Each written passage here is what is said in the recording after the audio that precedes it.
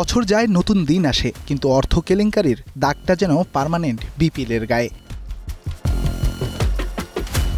প্রতি বছর টুর্নামেন্ট শেষে ক্রিকেটারদের পারিশ্রমিক না পাওয়ার খবরটাই যেন হয়ে ওঠে দেশের ক্রিকেটের সবচেয়ে বড় সংবাদ। এ বছরেও যার ব্যতিক্রম ঘটেনি। বিপিএল শেষ হওয়ার 40 দিন পেরুলেও এখনও অর্থের খোঁজে আকাশপানে তাকিয়ে ঢাকা ক্যাপিটালসের ক্রিকেটাররা। নিয়ম বলে বিপিএলে চুক্তির টাকা 3 ধাপে পাওয়ার কথা ক্রিকেটারদের। টুর্নামেন্ট শুরুর আগে 25%, টুর্নামেন্ট চলাকালীন 50, আর বাকি 25% দিতে হয় আসর শেষ হওয়ার 30 দিনের মাঝে। তবে 40 দিন পরেও এখন পর্যন্ত পুরো টাকা বুঝে পাননি রাজধানীর আদলে খেলা ক্রিকেটাররা। ঈদের আগে তাই ক্রিকেটারদের মাঝে এ নিয়ে দেখা দিয়েছে নতুন শঙ্কা।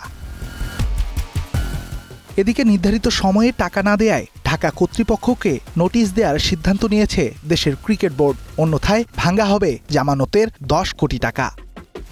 আপনার সম্বন্ধে একটা ছোট নোটিশ দেওয়ার কথা ছিল ঢাকাকে বোর্ড থেকে। এটা আমরা প্রিপেয়ার করে সম্ভবত কালকে 90% যে কালকে এটা চলে যাবে। সে একটা দলকে আসলে ঈদের আগে ঈদের খুশির বার্তা পাবে কিনা? আমাদের টার্গেট হচ্ছে ডেফিনেটলি ঈদের আগে ডেফিনেটলি টার্গেট আছে। সো আমরা চাই না, এখনো বলছি, এখানেও যদি তারা দেখছে যে আমরা চাই না যে ব্যাংক গ্যারেন্টিটা ভাঙিয়ে টাকাটা দিতে। ওনারা উচিত ওনাদের স্ব-ইচ্ছায় প্লেয়ারদের পেমেন্টগুলি করে দেওয়া।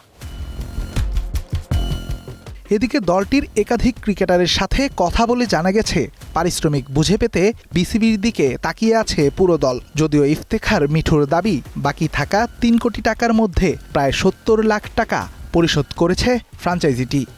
ঢাকার যেটা ছিল 3 কোটি সামথিং পেমেন্ট বাকি ছিল। আমরা কালকেই খবর পেয়েছি যে গত পরশুদিন তারা আরও 70-80 লাখ টাকা তারা পেমেন্ট করেছে।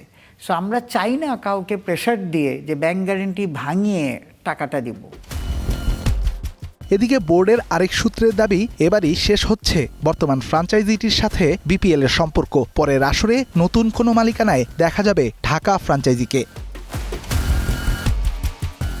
Redwan Shaon, Star News, Dhaka.